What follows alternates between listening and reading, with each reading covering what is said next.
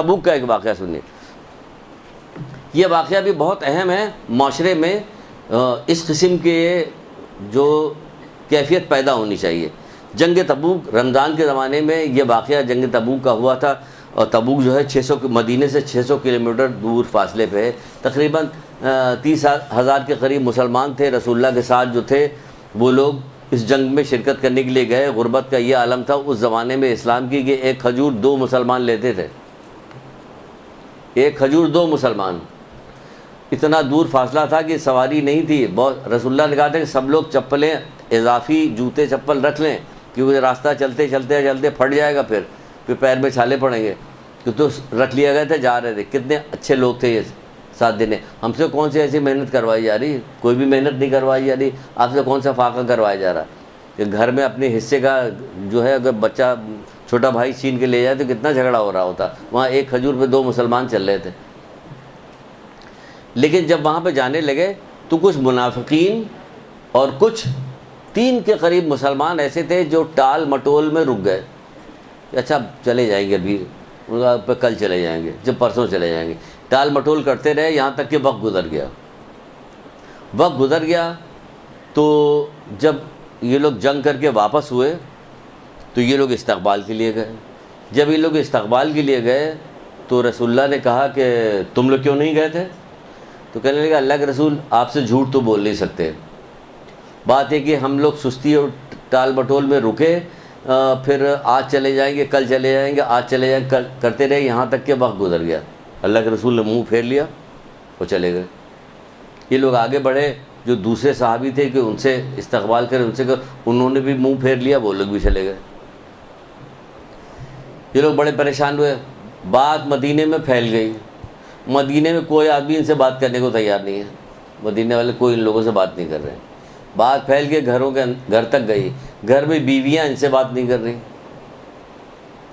بیویاں بات نہیں کر رہی اور بیویاں رسول اللہ کے پاس پہنچ گئیں. اور رسول اللہ کے پاس پہنچ کے کہنے لگے اے اللہ کے رسول ہم اپنے مردوں کو کیا چھوڑ دیں؟ تو اللہ کے رسول نے کہا نہیں, ان سے تعلقات منقطع رکھو لیکن چھوڑو مت, انہیں کے ساتھ رہو. اب یہ لوگ باہر بیٹھ کے تینوں توبہ تلہ کرنا شروع کر دیا ان لوگوں نے. کوئی اثر ہی نہیں ہو رہا. لوگ آتے تھے دور سے کھانا دے کے چلے جاتے تھے, بات کوئی بھی نہیں کرتا تھا. جب انہوں نے دیکھا کہ مدینے کے لوگ بھی نہیں بات کر رہے ہیں, گھر میں ہمارے رشتہ دار بات نہیں کر رہے ہیں, بیویاں ہماری بات نہیں کر رہی ہیں, تو اب کیا کیا جائے؟ تو ان کا کہا اب ہم لوگ ایسا کرتے ہیں ہم لوگ بھی ایک دوسرے سے الگ الگ ہو جاتے ہیں اور پہاڑ پہ چلتے ہیں, وہاں چل کے توبہ کرتے ہیں. یہ لوگ وہاں سے بھی اپنے پاس سے بھی الگ ہو گئے, دور چلے گئے, پہاڑ کے پاس چلے گئے, وہاں جا کے توبہ کرنا شروع کیا. توبہ کرتے ہیں یہاں تک کہ توبہ کرتے رہے کہ اللہ تعالیٰ نے قرآن کی آیت سورہ توبہ آیت کی نشان 117 نازل ہوئی.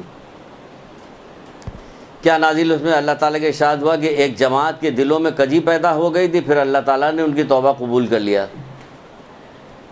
اور ان پہ ترس کھا کے مہربانی ان پہ کی. کیا ہوا؟ اب توبہ جا کے قبول ہوئی. کیوں قبول ہوئی؟ اس میں کیا سبق ہمارے لیے ملتا ہے؟ کیا ملتا ہے؟ ملتا یہ ہے کہ جب کسی آدمی نے کوئی گناہ کیا, لوگوں کو پتہ چل گیا, ہم اس سے راضی ہیں. راضی رہتے نا, کہاں کوئی بولنے کو تیار. ہم سے کیا مطلب؟ ہم کہتے ہیں کہ ہم سے کیا مطلب, ان کا لڑکا یہ تو ہم سے کیا مطلب, ان کی لڑکی وہ تو ہم سے کیا مطلب. سب ایک دوسرے کو کہتے ہیں کہ ہم سے کیا مطلب, ہم سے کیا مطلب. تو کیا ہوتا کہ پریشر نہیں ہوتا. پہلے پریشر ہوتا تھا. پہلے زمانے میں چچا کو دیکھ کے ڈر جاتے تھے لوگ, ماموں کو دیکھ کے ڈر جاتے تھے لوگ, خالہ کی عزت کر رہے ہوتے تھے.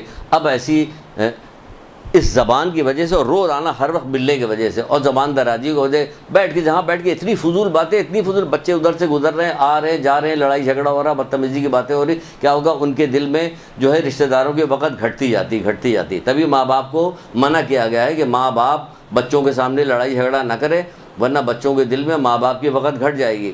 ماں باپ کی وقت گھٹ جائے گی تو کیا ہوگا؟ ان کا کہنا نہیں مانیں گے تو نقصان ہوگا, دوہرا نقصان ہوگا. ایک تو وہ جس بات سے منع کر رہے ہیں اس کے نقصان کے لیے وہ, دوسرے ماں باپ کا کہنا جو نہیں مان رہا وہ, یہ 2 گناہ اس کو مل رہے ہیں. تو پہلے کیا ہوا؟ کیا کیا ان لوگوں نے؟ سب لوگوں نے چھوڑ دیا. تو ان لوگ توبہ کے اوپر مائل وہ کس قدر سختی کے ساتھ توبہ کی. پھر اللہ تعالیٰ کی طرف سے قرآن کی آیت میں نازل ہوئی. ہمارے یہاں کوئی چیز ہونے کو تیاری نہیں ہوتی, کوئی کسی کو کچھ کہنے کو تیار نہیں, کوئی کسی کو سمجھانے کو تیار نہیں, کوئی کسی کی بات ماننے کو تیار نہیں. کوئی مانے گا نہیں آپ کی بات, آپ کہتی رہی, کوئی مانے گا نہیں. ماحول معاشرہ ایسا بن گیا کہ کوئی سننے کو تیار نہیں مان رہا, کیونکہ آپ بھی ایسی ہو گئی, مخلص نہیں رہ گئے. خالہ جو ہے بھانجی سے مخلص نہیں ہے, ماموں جو ہے وہ بھانجے سے, چچا بھتیجے سے مخلص نہیں, بھتیجا چچا سے مخلص نہیں, کیونکہ تعلیم کو ہٹا دیا, علم کو روک لیا گیا, کسی چیز کے بارے میں معلوم نہیں. بس جو دنیاوی علم حاصل کر لیا وہ ہنر ہے. دنیاوی علم تو ہنر ہے, وہ ہندو مسلمان سکھ عیسائی کافر سب کے پاس ہے. یہ وہ علم جو قرآن و حدیث کا علم تو مومنین کے پاس ہے, تو مومنین سے یہ والا علم بھی چھین لیا. جب کبھی شروع کی کلاسز جو نئی ہوتی ہیں اس میں جب علم کے فضیلت کی بات بتائی جاتی ہے تو ایک آدھ بندہ کوئی ہمت کر کے, نئی کلاس ہوتی ہے, ہمت کر کے پوچھتا ضرور. تو کیا دنیاوی علم حاصل کرنے کا کوئی فائدہ نہیں ہے؟ اب تک دنیاوی علم حاصل کرنے تو کبھی نہیں پوچھا کہ کیا آخرت کا علم حاصل کرنے کا کوئی فائدہ ہے یا نہیں فائدہ. جب سے آخرت کے علم کے فائدے کا بتایا جانے لگا فوراً دنیاوی علم آ گیا. دنیاوی علم تو دنیا میں دو ہوتا ہے, مومن ہوتا ہے یا جاہل ہوتا ہے. انہیں پتہ چلا مومن جاہل نہیں ہوتا, یا مومن ہوتا ہے یا جاہل ہوتا. مولا کے قول نہیں ہو, یا مومن ہوتا ہے یا جاہل. پتہ چلا مومن جاہل نہیں ہوتا. تو جب مومن کیا کام ہوتا ہے, پڑھا لکھا. کہاں مومن پڑھا, دینی علوم حاصل کرنے کو تو بڑی زیادہ مصیبت کی بات سمجھی جا رہی ہوتی. یہاں ہر بات میں یہی بتایا جاتا کیا مصیبت کے.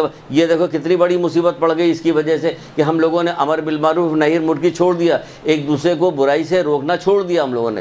جب چھوڑ دیا ہم نے تو دیکھیں سب کا سب ڈوب گیا, سارا معاملہ ڈوب گیا, سب خراب ہو گیا. اب ہم ہاتھ ملتے رہتے کہ ہمارا لڑکا کسی طرح سے ہماری بات نہیں مان رہا. اسے پتا کہ چچا کیا کر لیں گے, ہمارا ماموں کیا کر لیں گے, ہمیں کوئی کچھ نہیں کہے گا. جتنی بدتمیزی کر سکتے ہو کرو ماں باپ سے, جتنی بدتمیزی کر سکتے ہو شوہر کے ساتھ کرو, شوہر جو ہے بیوی کے ساتھ کرے. معلوم ہے کوئی کچھ کہنے والا نہیں, کچھ نہیں کہیں. ان کو جو ہے پورے معاشرے نے چھوڑ دیا. نہیں ڈر رہے تھے, اب ڈرو. یہ ڈر گئے, پورے معاشرے نے چھوڑ دیا کہ جاؤ کوئی تم سے بات نہیں کرے گا. یہ تو بہکا رہے تھے, چھوڑنا مت بڑھیا کو, بہت اس کا دماغ خراب. وہ بہو کو بہکا رہی ہوتی پڑوسن, فلانی رشتہ دار, کہیں شادی لگنے والی ہوتی تو لوگ اپنے رشتہ داروں کو بتاتے نہیں کہ شادی چھوڑوا دیں گے. کہتے غضب کی کیسی چیزیں ہو گئی جو ان کو اندازہ نہیں کہ بات مرنے کے کیا ہوگا.